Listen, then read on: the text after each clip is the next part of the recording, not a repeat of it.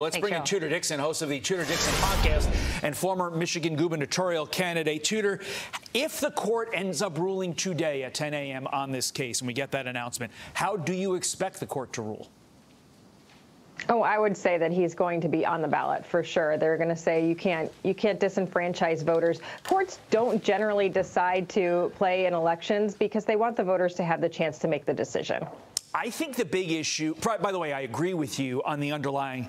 I expect this decision to be unanimous simply because of the message that it would send to the country that, look, we are a democracy. We fight these battles at the ballot box. Do you expect the same, or am I being Pollyanna Pyro, if you will? No, I fully agree. I think that we're going to hear them say the voters can choose. This is a big election. It's not up to us, and it shouldn't be up to their political opponent to take them off the ballot. All eyes watching again. 10 a.m. is when the case would be announced, or go on the website, and then we all run and let you all know what happened. Meantime, efforts to abandon Joe Biden and get Democrats to vote uncommitted are spreading ahead of Super Tuesday. In your state, Michigan, there were 101,067 votes for uncommitted, over 13% of the total votes in the Michigan Democrat primary. But now this movement to vote uncommitted is spreading out west. Colorado, Washington, they also have movements there to try to vote uncommitted, even though Joe Biden is ultimately going to win the primaries in those states. How significant is this pushback to Joe Biden?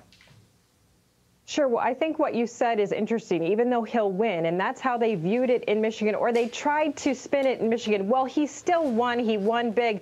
But 100,000 votes uncommitted in the primary was a big deal. In fact, Gretchen Whitmer, the governor of Michigan, came out and said she thought maybe it would be 10,000. It ended up being well over that. Enough, honestly, for if this were to repeat in the general, for Donald Trump to take the state. And that is very scary to them because as goes Michigan, oftentimes goes the nation. So they're watching this closely. And now they're very concerned about what could happen across the nation. They're watching Super Tuesday. You saw Kamala Harris come out and make the statement that she wants an immediate ceasefire. That is a total change from what we've heard from the White House. She kind of mumbled under her breath afterward, well, at least for 6 weeks. But she wanted those cheers. She wanted that soundbite. I think that's a very dangerous soundbite because when you're the White House, you cannot play on both sides of a war.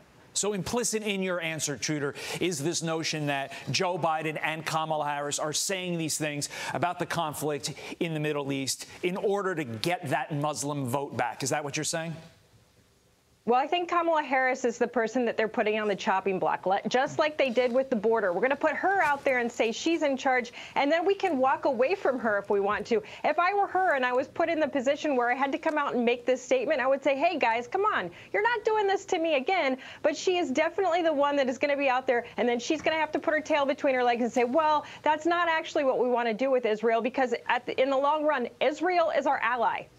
It'll be very interesting to see, specifically in Michigan, because out of the 3 states that I mentioned, Colorado, Washington, Michigan is the most swing of those states. It'll be interesting to see what those uncommitted translate to in the general. I don't think all 101 are going to all of a sudden vote for Trump, but it'll be interesting to see if they vote, and if they do vote, where those votes go. Tudor Dixon, got to leave it there. Have a great Monday. Have a great week. Thanks so much. I'm Steve Ducey. I'm Brian Kilmeade. And I'm Ainsley Earhart. And click here to subscribe to the Fox News YouTube page to catch our hottest interviews and most compelling analysis.